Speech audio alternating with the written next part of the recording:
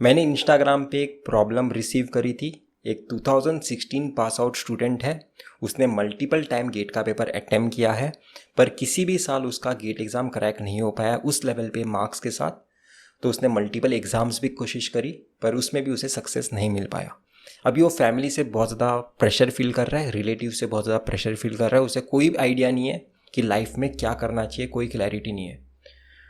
तो लाइफ में ना, एक्चुअल में तुम्हें बताऊँ, ऐसे बहुत सारे एस्पिरेंट्स को लाइफ में सक्सेसफुल होने के लिए इन टर्म्स ऑफ मनी कोई एग्ज़ाम की ज़रूरत नहीं होती है। मैंने ऐसे बहुत सारे लोगों को देखा है जिन्होंने कोई एग्ज़ाम्स नहीं लिखे। आप प्राइवेट कॉलेज में पढ़ा के किसी किसी इंसान को केटी सॉल्व करना भी सिखा सकते हो, कि केटी भी बहुत सारे स्टूडेंट्स के नहीं सॉल्व हो सकते हैं। अगर आप उनके केटी भी सॉल्व करा सकते हो ना, बहुत सारे यूनिवर्सिटीज़ हैं, बहुत सारे कॉलेजेस के, तो भी आप बहुत ज़्यादा लाखों में पैसे अर्न कर सकते हो, किसी भी पीएसयू से ज़्यादा। मैंने ऐसे भी टीचर्स देखे जो पहले किसी प्राइवेट कॉलेज में पढ़ाते थे, अभी किसी कॉम्पिटिटिव एग्जामिनेशन के लिए पढ़ाते हैं, आज वो करोड़पति है। स्टीव जॉब ने गेट एग्ज़ाम नहीं लिखी है, संदीप महेश्वरी ने गेट एग्ज़ाम नहीं लिखी है, अंबानी ने गेट एग्ज़ाम नहीं लिखी है। किसी सक्सेसफुल इंसान ने, जिसे आप एक्चुअल में हीरो समझते हो, उन्होंने गेट एग्ज़ाम नहीं लिखी है। पीएसयूज़ का जॉब वाला खेल तो हमें क्लासेस वालों ने बेचा था। वो उनका एक मार्केटिंग मटेरियल था कि पीएसयू में आपको इतने लाखों की जॉब मिलेगी। पर क्या सिर्फ वही एक लिमिट है पैसे अर्न करने की? तो ये भी एक बहुत ही गलत अंडरस्टैंडिंग है एस्पिरेंट्स की। आप उससे भी ज़्यादा अर्न कर सकते हो अगर आप एक्चुअली गैप देख पाओ अभी के मार्केट में क्या क्या है। अगर कोई इंसान किसी कॉलेज में केटी कैसे सॉल्व कर सकता है सिखा रहा है बहुत सारे स्टूडेंट्स को, तो किसी भी पीएसयू से ज़्यादा कमा सकता है। अगर उसका एक बॉन्ड है, उसका एक कोलैबोरेशन है उस कॉलेज के बहुत सारे लोगों के साथ, बहुत सारे टीचर्स के साथ, टीचर रिकमेंड कर सकता है उस इंसान को, उस इंसान के पास जाओ, वो आपको केटी सॉल्व करना सिखा सकता है।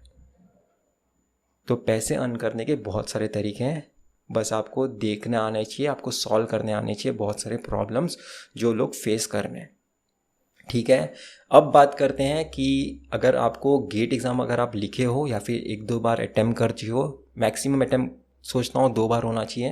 अगर आपने 2 बार बहुत ही ईमानदारी के साथ 100% अटैम्प्ट दिया है, फिर भी अगर आप सक्सेस नहीं देख पाए हो, तो आपको सोचने की ज़रूरत है कि आपने टेस्ट सीरीज़ लिखे थे, क्या आपने लेक्चर्स ईमानदारी से लिखे थे, क्या आपने वर्कबुक ईमानदारी से सारे सॉल्व करें जो आपके क्लासेस ने आपको दिए थे।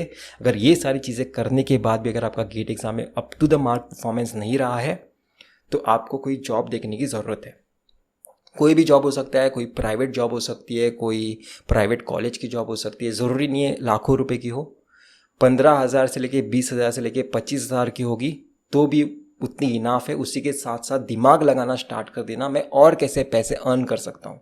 जब भी आपके पास 25,000 हो गए ना, आप दिमाग लगाना भी सीख जाओगे कि मैं और कैसे पैसे अर्न कर सकता हूँ।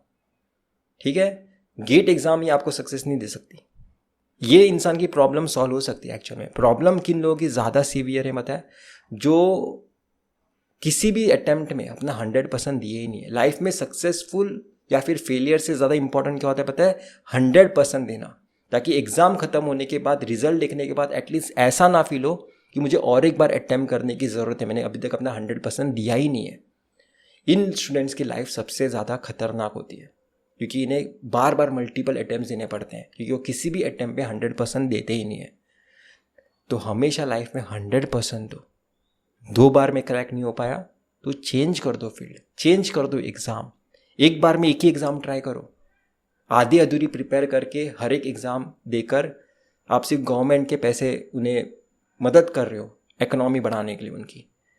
ठीक है, गवर्नमेंट को हेल्प मत करो, खुद को हेल्प करो। एक टाइम पे एक एग्ज़ाम क्रैक करने के बारे में सोचो। अगर आपका गेट एग्ज़ाम में अभी तक एकदम अच्छा स्कोर नहीं आ पाया है, आपका 2000 रैंक भी अभी तक टच नहीं हो पाया है, तो आप गेट और आईएएस दोनों कैसे क्रैक कर सकते हो, ये मैं एक्चुअल में रिकमेंड कर रहा हूँ। बहुत सारे लोग डीमोटिवेट भी हो सकते हैं, पर मुझे लगता है कि एक टाइम पे एक एग्ज़ाम अगर आप कोशिश करोगे तो ज़्यादा चांसेस होंगे उस एग्ज़ाम में सक्सेसफुल होने के, क्योंकि फाइनली कंपटीशन है बाकी लोगों से अच्छा परफॉर्म करने का। एब्सोल्यूट मार्क्स का परफॉर्मेंस का एग्ज़ाम है ही नहीं है।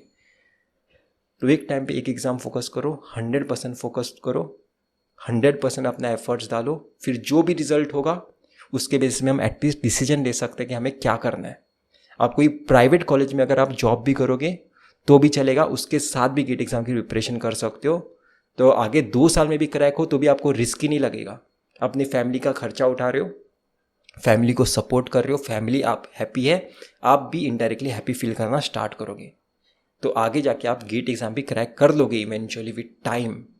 हो सकता है आज क्रैक ना होती हो, 2 साल बाद तो हो जाएगी, ठीक है। और अगर आपका गैप्स भी होगा ग्रेजुएशन के बाद तो भी इफेक्ट नहीं करता एमटेक के प्लेसमेंट्स में, ये मैं आपको बताना चाहता हूँ।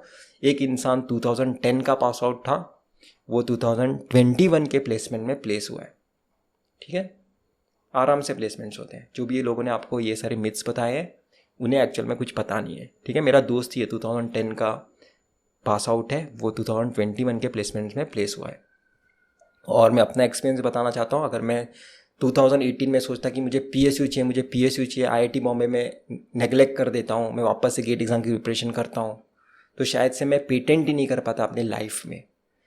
कंपनी ने मुझे डिजिट लिखने के लिए अपॉर्चुनिटी दी कि तुम क्या डिजिट लिखना चाहते हो वो तुम लिख सकते हो, यहाँ पे तुम क्या नंबर लिखना चाहते हो, तुम्हें कितने % की रॉयल्टी चाहिए, कितने % की रॉयल्टी चाहिए, तुम्हें 5% की चाहिए, तुम्हें 15% की चाहिए रॉयल्टी, तुम अपने मनपसंद नंबर वहाँ पे लिखो।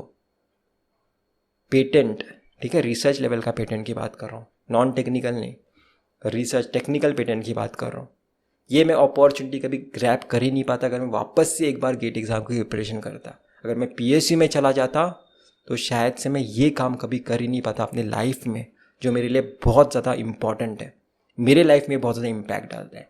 मुझे आपकी लाइफ की नहीं पता, पर मेरे लाइफ में पेटेंट बहुत ही ज़्यादा बड़ी चीज़ थी, क्योंकि मैं 3 इडियट्स जब भी देखता था मैं पागल था 3 इडियट्स मूवी के लिए, इन शॉर्ट। तो यही कुछ चीज़ें हैं लाइफ में, आगे देखकर क्लैरिटी नहीं मिलती। लाइफ आपको जो भी डायरेक्शन में लेके जाती है, आप अगर उसमें हमेशा 100% देते रहोगे, अगर आप फेल भी हो रहे हो 100% देने के बाद आप किसी दूसरे काम के लिए जा रहे हो, उस काम में भी 100% दो, तब पीछे देखोगे तब पता चलेगा अच्छा हुआ उस टाइम में मैं फेल हुआ था, नहीं तो मुझे ये काम में मैं 100% देने के बाद सक्सेसफुल नहीं हो पाता। तो मैं इतना ही रखता हूँ, वीडियो शॉर्ट रखते हैं, वीडियो स्वीट रखते हैं। तो इतना ही था इस वीडियो में, हम फिर मिलेंगे किसी वीडियो के साथ। Till then